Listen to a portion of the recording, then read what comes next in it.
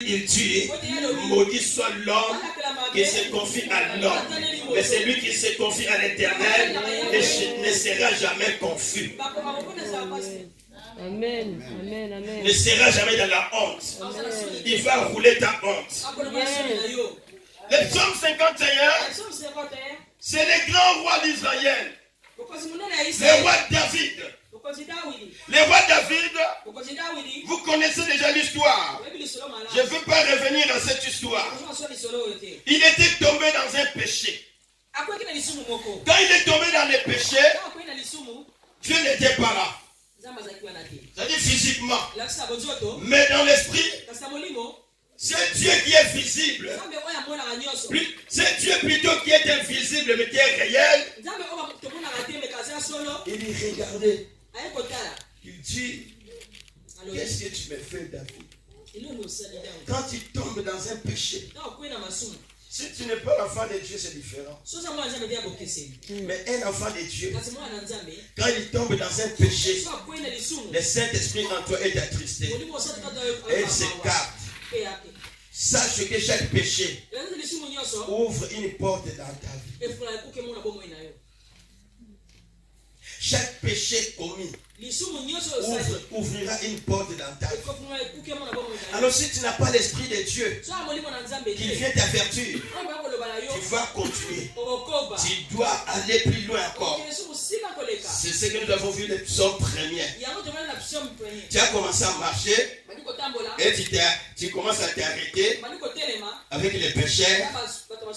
À la fin, tu commences à t'asseoir avec le moqueur qui se moque de Dieu. Qu'est-ce que tu vas me faire, Dieu? Tu ne me feras rien du tout. Le royaume de Dieu que vous dites, ça ne viendra jamais. L'enlèvement que vous dites, ça ne viendra jamais. C'est le moqueur de Dieu. Ceux qui se moquent de Dieu, ils pensent que Dieu ne réalise pas ses promesses.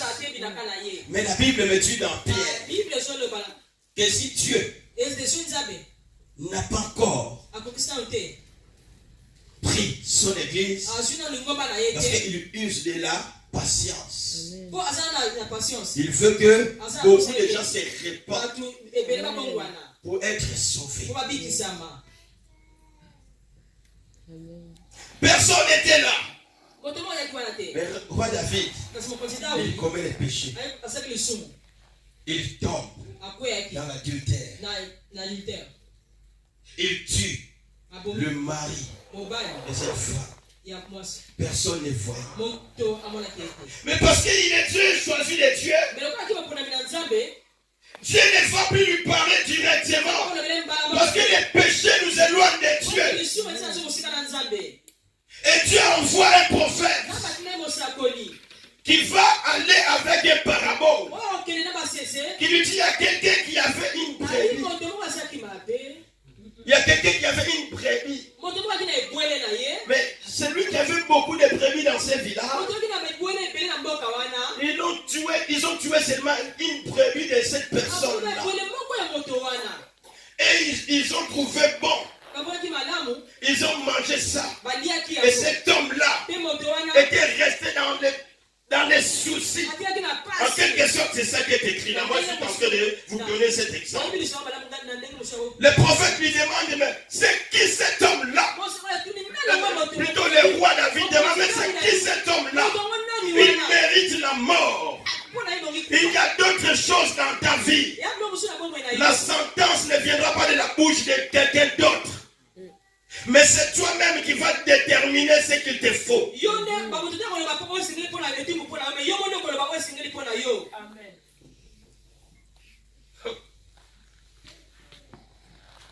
Quand le roi David dit ça, le prophète lui dit, c'est toi. C'est toi. Tu as tué. Le psaume 51. Le roi David, il est affligé. C'est le moment de son abaissement total. C'est le moment où il se trouve en bas. Parce que le péché amène l'homme en bas. Or la justice amène l'homme en haut. Le péché amène l'homme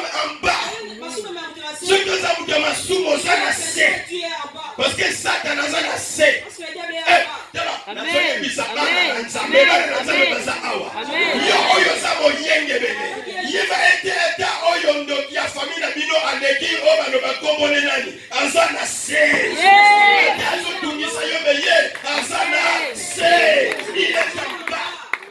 Amen, amen, amen, amen. Il y a deux psaumes de David. Le psaume 23. Le David, il est au top. Il est en haut. L'Éternel est mon berger. Parce que Dieu lui a déjà restauré.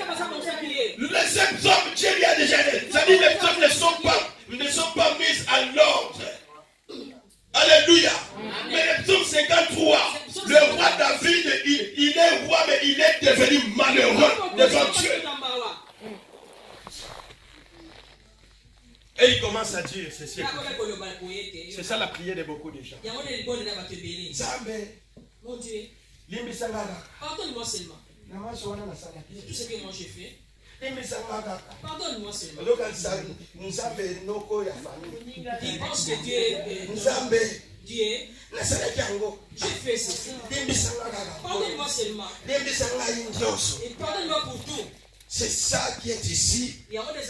Si tu lis du deuxième verset, lorsqu'elle entend les prophètes, vint lui apprendre que David fut allé vers Bathsheba. Oh Dieu, aie pitié de moi. Dieu, tu es Dieu. C'est ça ta prière. Oh Dieu, aie pitié de moi dans ta bonté. Selon ta grande miséricorde, efface mes transgressions, lave-moi complètement de mon iniquité et purifie-moi. Si c'était arrêté là, Dieu ne va pas agir. David commence son histoire. Lave-moi, tu es bon, purifie-moi, efface mon iniquité. Je croise les bras. Dieu est en train de le regarder. Dieu dit ça ne suffit pas. Ça c'est les tombeaux blanchis. Dieu est en train de nettoyer l'extérieur David. Ça ne suffit pas David. David ça ne suffit pas. David il sent qu'il n'est pas encore pardonné. David il sent au profond de son cœur. Il n'est pas encore libéré. Parce que la repentance délivre. Parce que la repentance délivre. Parce que la repentance libère. Quand tu te répands des péchés qui a ouvert une porte dans ta vie, cette porte doit se fermer. Parce que Dieu descendra et Dieu va agir. Mais David va toucher maintenant le cœur de Dieu. Au verset 5. En hébreu, ils appellent ça chouva. C'est-à-dire quelqu'un qui répand son cœur. Il ne veut plus rien cacher. C'est le verset 5. Ici, David, qu'est-ce qu'il dit? David dit, je reconnais Seigneur. Je reconnais mon péché. Combien de péchés que toi tu as demandé pardon à Dieu, tu n'es pas reconnu. Tu ne veux pas reconnaître. Quand le chouva est sorti, Dieu il est bougé dans son trône. Il dit David, tu as compris. C'est le cœur que j'ai besoin. C'est ton cœur que j'ai besoin, David.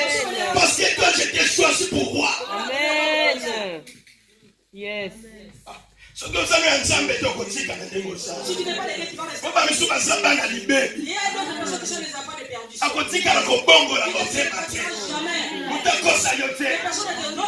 bana libebi bazali motenge na tongo na midi na pokwa akobongo na motema te. Mais David savait que je suis à Dieu. Il faut la sopa motema. Parce que si je ne le dis pas, lui il connaît déjà. Ce n'est pas une information, mais la prière, c'est reconnaître qu'est-ce que tu as fait. Comment tu l'as fait. Oh, tu es en train de détruire. Combien? Quand tu vas là dans l'ombre, tu penses que Dieu ne voit pas.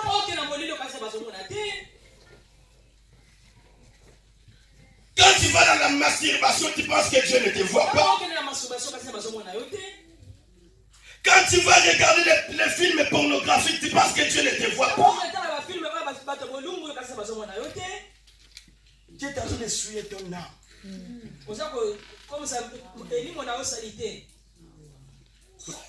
Laisse-moi vous parler sans gants. C'est ce qui est en train de faire les défauts. Homme de Dieu.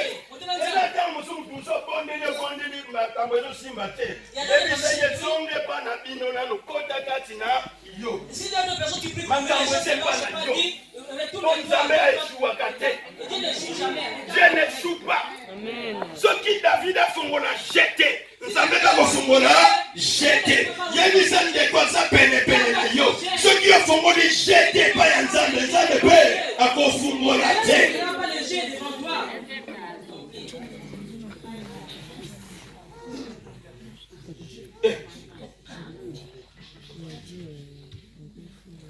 Alléluia.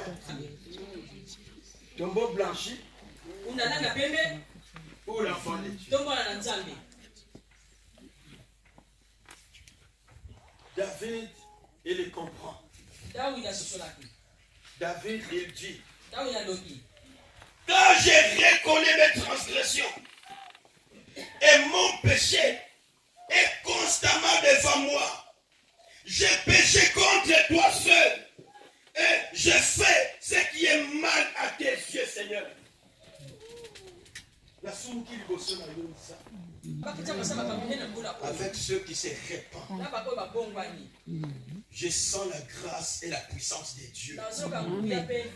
C'est Dieu est tellement. Il a déjà commencé. Janvier n'est pas encore fini. Il a déjà commencé. Et c'est Dieu va restaurer. C'est Dieu. C'est Dieu. Ce qui est caché va sortir.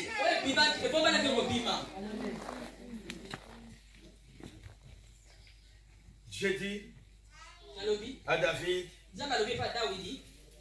j'ai compris que tu es revenu en toi. Comme tu as compris, je vais te purifier. Je vais te nettoyer. Et je vais te faire monter. Il n'y a pas un roi en Israël comme David. Il n'y a pas un président dans le monde qui est plus connu que le roi David. Il n'y a personne d'autre que Dieu a élevé dans ce monde, le roi, le président comme le roi David. Même un païen, il connaît qui est le roi David. Même un musulman, il connaît qui est le roi David. Partout, ils connaissent qui est le roi David. Pourquoi? Parce qu'il a compris son péché. Le péché t'amènera dans les trous.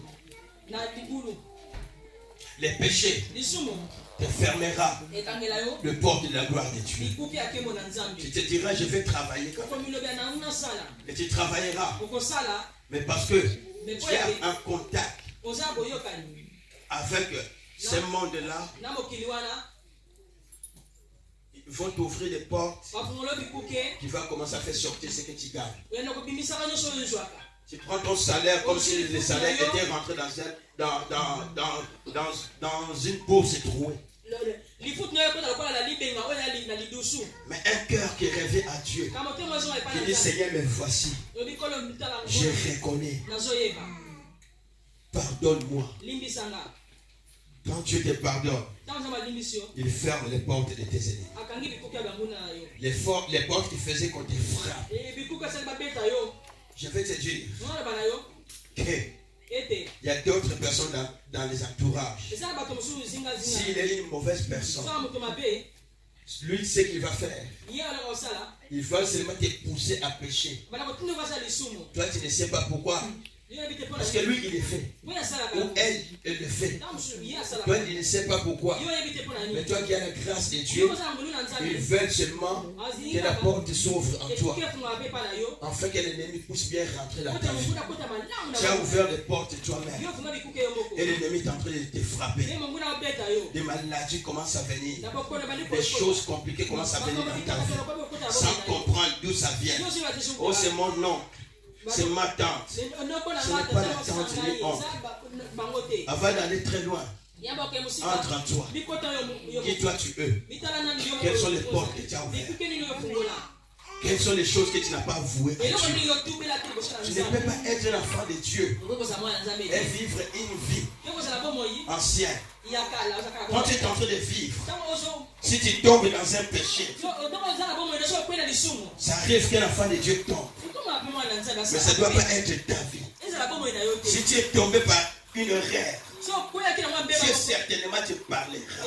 Et quand tu te parles, il est en train de te dire, sors de cette vie et abandonne. Je veux maintenant te purifier et ne recommence plus jamais.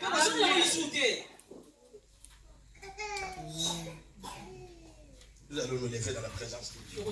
Mais je ne peux pas voir la honte devant toi. Tu vois mon cœur. Tu vois mon cœur.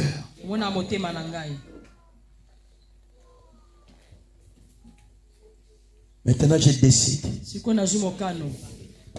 tu n'as pas décidé, ne dis pas. Maintenant, je décide. Je renonce. Dis je renonce. Dis je renonce. Dis je renonce. Je vais abandonner ces péchés. Parce que j'ai besoin de ta vie.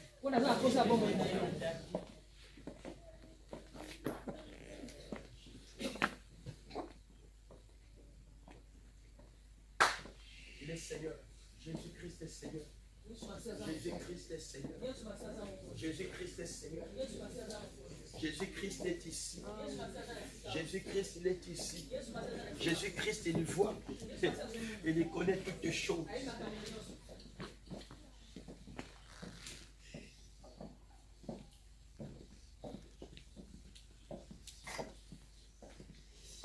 J'envoie le feu du Saint-Esprit. J'envoie le feu du Saint-Esprit maintenant. J'envoie le feu du Saint-Esprit maintenant. J'envoie le feu du Saint-Esprit maintenant. J'envoie le feu du Saint-Esprit maintenant. Dans ton cœur.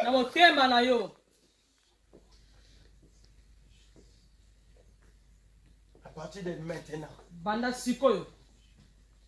Tu ne fais pas avouer.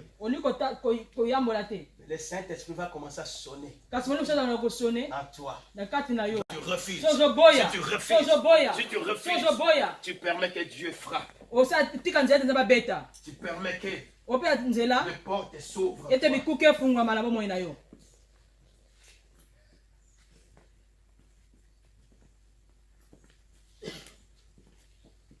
Seigneur, je te prie pour ton peuple. C'est toi qui vois le cœur. Merci Seigneur. Parce que tu as parlé dans le cœur. Continue ton œuvre Seigneur. Au nom de Jésus-Christ. Seigneur, j'allume un feu dans le cœur de chacun. J'allume un feu dans le cœur de chacun. Et c'est présent. Ce feu commencera l'œuvre dans ce cœur.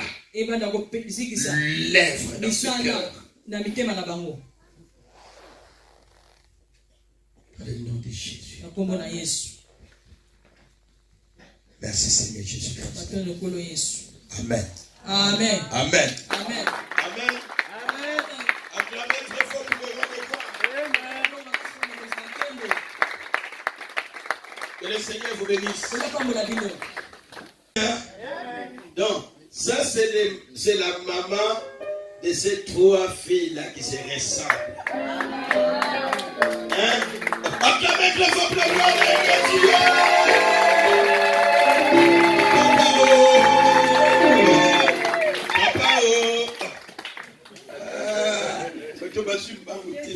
Amen. Vraiment, nous avons l'homme de Dieu avec sa femme. Ils sont venus de la Suisse pour être ensemble avec nous. Je pense que vous êtes là aussi le dimanche prochain, n'est-ce pas? Vous rentrez déjà? Ah! Ils vont rentrer le mercredi. Ben, c'est un homme de Dieu qui nous a épatés ici. Si vous vous souvenez encore. Il nous a épatés. Et il reviendra.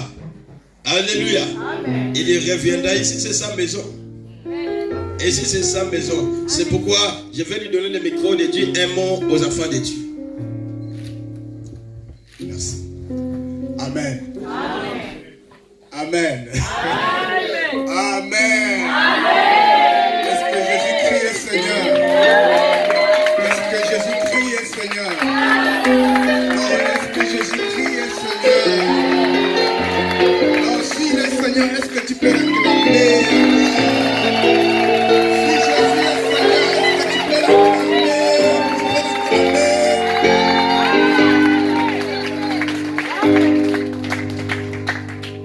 Je bénis le Seigneur pour cette merveille de nous retrouver encore à Saint-Brieuc dans ce dimanche. Comme Dieu est le maître de temps et des circonstances, il a tout prévu. La dernière fois j'étais ici, j'étais seul. Et aujourd'hui, Dieu a permis que je vienne aussi avec ma femme.